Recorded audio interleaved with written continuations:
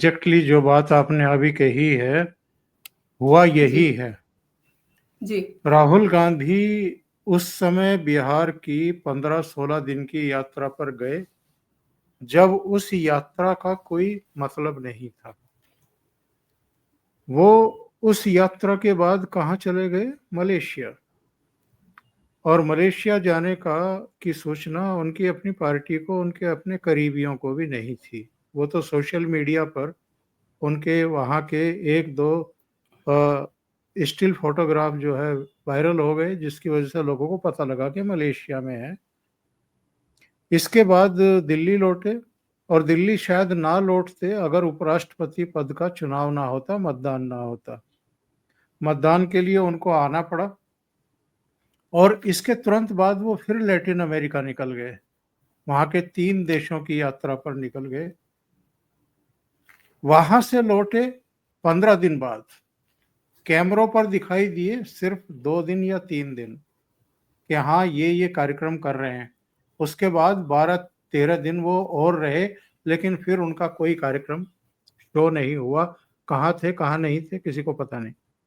यहाँ लौटे और उसके बाद चंडीगढ़ चले गए, एक दलित आईपीएस के सुसाइड मामले में उसको तूल देने के लिए, दलित राजनीति करने के लिए। वहां के बाद अगले दिन रायबरेली में एक हरिओम वाल्मीकि की संदिग्ध स्थितियों में मृत्यु, वहां चले गए।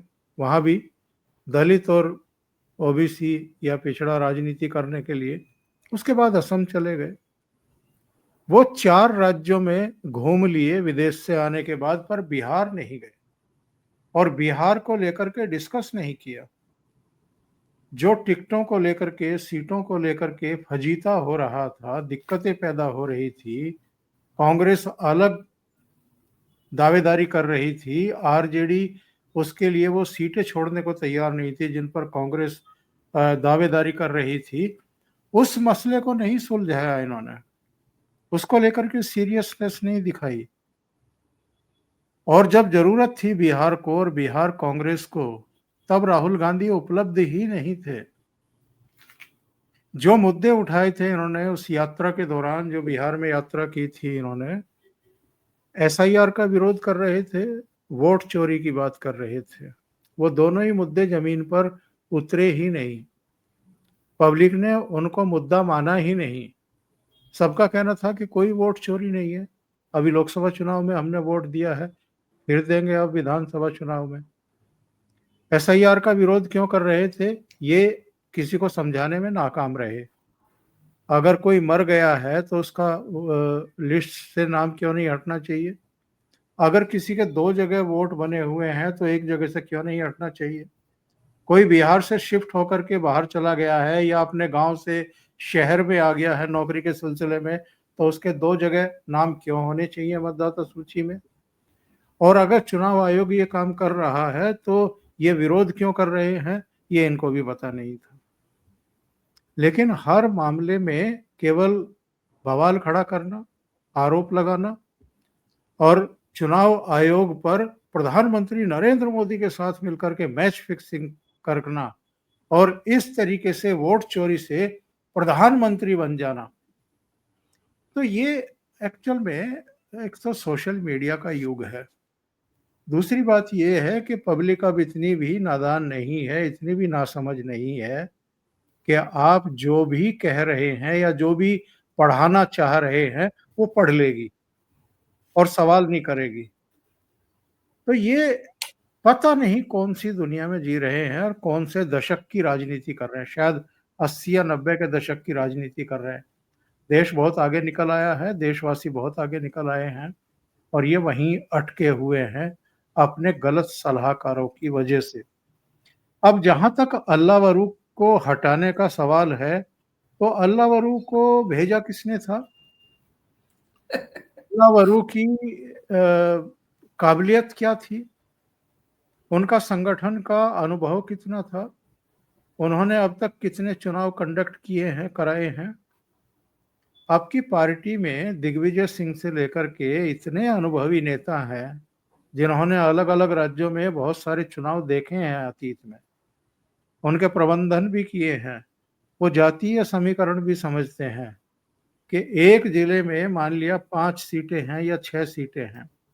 जिन गठबंधन सहयोगियों के साथ आप चुनाव मैदान में जा रहे हैं, उनसे हर जिले को लेकर के आपको एक समन्वय करना होता है, एक संवाद करना होता है कि भई आप ये बताइए कि अगर ये 6 सीटें हैं, तो इसमें अगर 4 सीटों पे आपको लड़ना है, 2 में कांग्रेस को लड़ना है, तो आपके 4 सीटों के कैंडिडेट किस-किस जातियों से हैं। हम फिर समीकरण बनाने के लिए अपने कैंडिडेट तय करें या हमारे ये कैंडिडेट होंगे, अब आप अपने तय कर लीजिए। एक जिले में सभी जातियों को प्रतिनिधित्व देकर के आगे बढ़ा जाता है। लेकिन ये कवायद कौन करेगा? राहुल गांधी तो थे नहीं, राहुल गांधी का भूत तो करेगा नहीं। और दूसरे जो अनुभवी नेता हैं इनके पास, जिन्होंने बहुत सारे राज्यों में चुनावी प्रबंधन देखे हैं, जातीय और दूसरे समीकरण बनाए हैं, बैठाए हैं और उनके बल पर पूरे प्रदेश में एक मैसेज दिया है कि देखो भई, इतनी सीटों पर हम लड़ रहे हैं, इतने हमारे एससी कैंडिडेट हैं, इतने हमारे ओबीसी हैं, इतने हमारे ईबीसी हैं, इतने सवर्ण हैं, इतनी महिलाएं हैं, इतने मुस्लिम कैंडिडेट हमने उतारे हैं। कौन तय करेगा ये? ये अल्लाह वरू जैसे नौजवान जिनको कोई अनुभव नहीं, उनको आपने वहां का प्रभारी बना करके भेज दिया। अब जो खबरें आ रही हैं वो ये आ रही हैं कि जो इनकी 2 सिटिंग सीटें थी, वो भी ये नहीं ले पाए। वो भी आरजेडी के खाते में चली गई या दूसरे दलों के खाते में चली गई। इसके अलावा पिछले 3 महीने से बैठ कर के सर्वे करवा रहे थे वहां पे वो और अलग-अलग जिलों की एक रिपोर्ट बना करके उन्होंने सौंपी थी।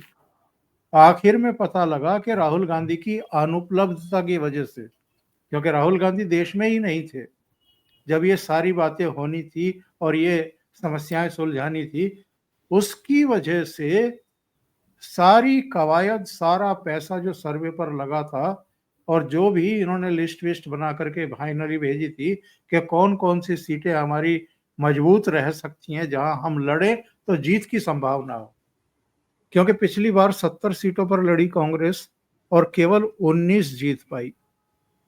आरजेडी ने ऐसी सीटें भेड़ दी इनको जहां से आरजेडी के ही जीतने की संभावना नहीं थी, इनकी तो छोड़ ही दीजिए।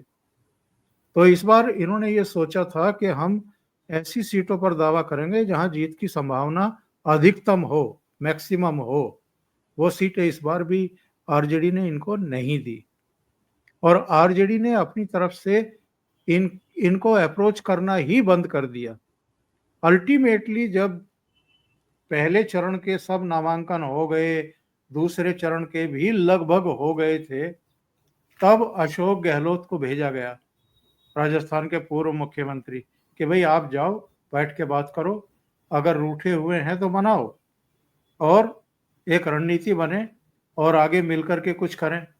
तो भी जो अंदर की खबरें हैं, लालू यादव इनको भाव देने को तैयार नहीं थे, बहुत नाराज थे इनके तौर तरीकों को लेकर के, क्योंकि ये हाई कमांड बने रहते हैं हर जगह। अरे भाई, आप नेशनल लेवल पर होंगे कांग्रेस के बड़े नेता, लेकिन अगर बिहार की बात करें तो वहां पर लालू यादव और तेजस्वी यादव बड़े नेता हैं, क्योंकि उनका जनाधार है वहां पर, वो ज्यादा सीटें जीतते रहे हैं। आपकी वो मजबूरी है, उनकी मजबूरी आप नहीं है। बस उनकी मजबूरी यहां आप बन जाते हैं जहां मुस्लिम वोटों के विभाजन की आशंका पैदा हो जाए, इसलिए वो आपके साथ जाना चाहते हैं। तो ये सारी चीजें हैं। अब उनको हटाएं ना हटाएं, उन पर भी आरोप है कि टिकट बेच दिए, यानी टिकट चोरी कर लिए। तो ये तो नरेंद्र मोदी पर और चुनाव आयोग पर आरोप लगा रहे थे, वोट चोरी कर लिया। इनके यहाँ तो टिकट ही चोरी हो गए। टिकट चोरी और टिकट खरीद फरोख्त और पैसे वसूलने के आरोप लग गए।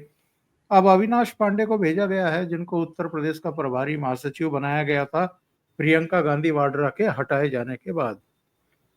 उन्होंने उत्तर प्रदेश में क्या कर लिया जो वो बिहार में आकर करेंगे? तो ये कांग्रेस एक्चुअल में बहुत नॉन सीरियसली ये सारी चीजें टैकल कर रही है, चुनाव लड़ रही है।